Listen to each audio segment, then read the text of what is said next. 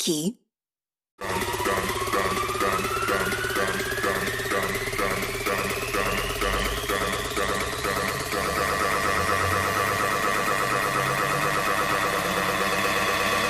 Girl, drop that ass deep down low. Likey.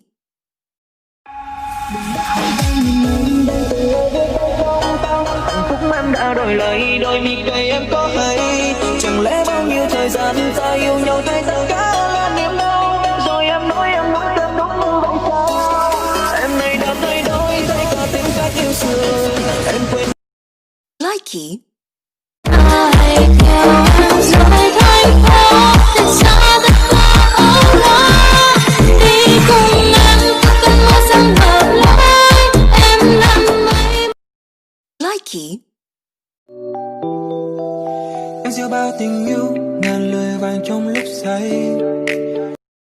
Likey.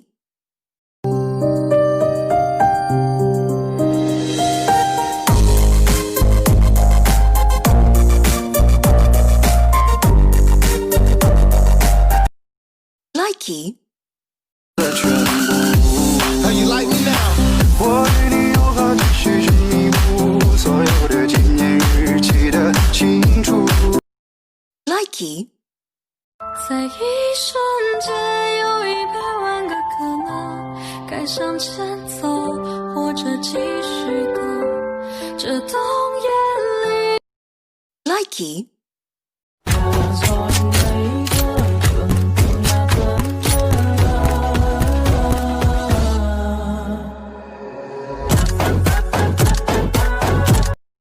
Likey.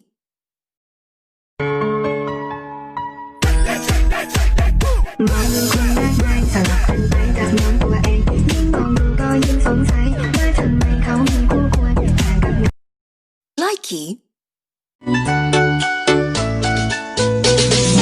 Ngồi đàn một khúc hát dành tặng những ai đang buồn, buồn phiền này hay hân hoan kia số kiếp cũng đã. Likey.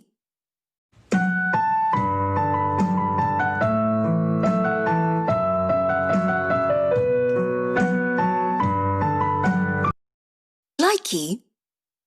1, 2, 3, 4, 2, 3, 1. Hình như anh nói anh yêu em rồi.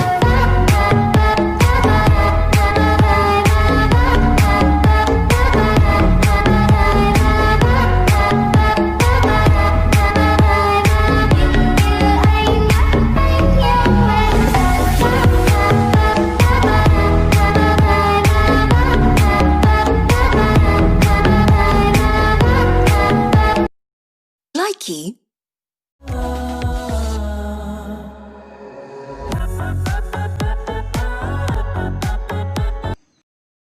Likey. Done just sing this song, so wrap me in plastic and make me shine. We can make a dollhouse, follow your desire. Likey. You can be my new Shake your child. body, baby girl, make it go side to side. Earthquake, earthquake, whoa, you. Likey.